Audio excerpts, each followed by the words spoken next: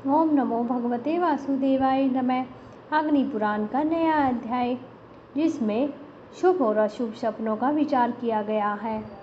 पुष्कर कहते हैं, अब मैं शुभ अशुभ सपनों का वर्णन करूंगा और दुःस्वप्नानाश के भी उपाय बतलाऊंगा। नाभि के सिवा शरीर के अन्य अंगों में तर्ण और वृक्षों का उगना, कांसे के बर्तनों का मस्तक पर रखकर फोड़ा जाना, माथा मुंडवाना, नग्न होना, मैले कपड़े पहनना, तेल लगना, कीचड़ लपेटना, ऊंचे से गिरना, विवाह होना, गीत सुनना, वीणा आदि के बाजे सुनकर मन बहलाना, हिंडोले पर चढ़ना, पद और लोहों का उपार्जन, सर्पों का मारना, लाल फूल से भरे हुए वृक्षों और चांडाल को देखना, सूअर, कुत्ते और ऊँटों पर चढ़ना, चिड़ियों के मांस का भक्षण करना, तेल पीना, खिचड़ी खाना, माता के घर में प्रवेश करना, चिता पर चढ़ना, इंद्र के उपलक्ष्य में खड़ी हुई ध्वजा का टूट पड़ना, सूर्य और चंद्रमा का गिरना, दिव्य अंतरिक्ष और भूलोक में होने वाले उत्पातों को दिखाई देना, देवता, ब्राह्मण, राजा और गुरुओं का कोप होना, नाचना, हंसना, ब्याह करना, गीत गाना, वीणा के सिवा अन्य प्रकार के बाजों का स्वयं बजाना,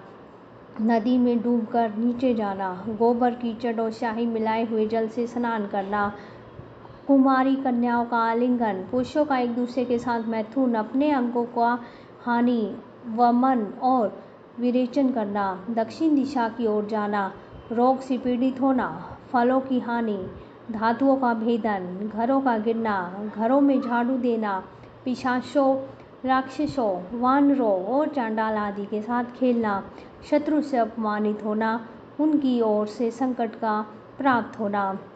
गेरुआ वस्त्र धारण करना, गेहूं वस्त्रों से खेलना, तेल पीना, उसमें नहाना, लाल फूलों का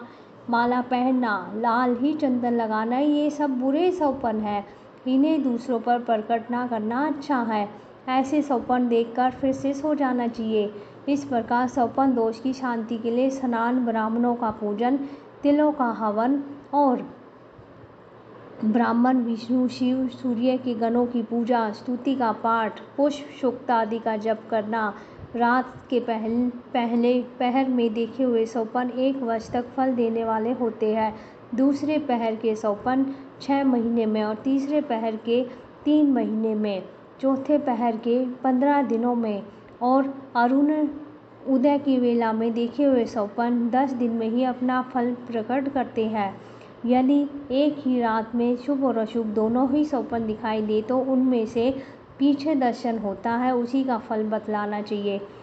अतः शुभ सौपन देखने के बाद सोना अच्छा नहीं माना जाता। सौपन में पर्वत, महल, हाथी, घोड़े, बैल पर चढ़ना हितकर होता है।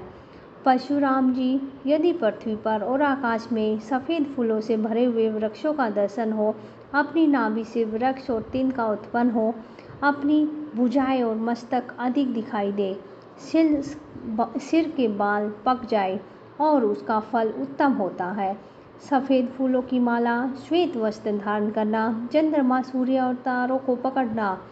प्रेमार्जन करना और इंद्र की ध्वजा का आलिंगन करना, ध्वजा को ऊपर उठाना, पृथ्वी पर पड़ती हुई जल की धारा को अपने ऊपर रोकना, शत्रुओं की बुरी दशा देखना, वाद विवाद और जुआ और संग्राम में अपनी विजय देखना, खीर खाना, रक्त का देखना, खून से नहाना, सुरा, मद अथवा दूध पीना, अस्त्रों से घायल होकर पृथ्वी पर छटपटाना, आकाश का स्वच्छ होना, गाय, भैंस, सिंघनी, हथिनी और घोड़ी का मुंह से दुहना, ये सब उत्तम सौपन है। देवता, ब्राह्मण और गुरुओं की प्रसन्नता, गौ के सींग और चंद्रमा से गिरे हुए जल के द्वारा अपना अभिषेक होना, ये सौपन राज्य प्रदान करने वाले हैं, ऐसा समझना चाहिए। परशुराम जी, अपना राज्य अभिषेक होना, अपने मस्तक का काटा जाना, मरना, आग में पड़ना, ग्रह आदि में लगी हुई आग के भीतर जलना, राज चिन्हों का प्राप्त होना और अपने हाथ से वीणा बजाना, ऐसे सौपन भी उत्तम और राज्य प्रदान करने वाले होते हैं। जो सौपन के अंतिम भाग में राजा हाथी, घोड़ा, सुअर, बैल तथा गाय को देखता है, उसका कुटुंब बढ़ता है। बैल, हाथी, महल की छत, पर्वत शिखर और वृक्ष पर चढ़ना, रोना, शरीर में घी और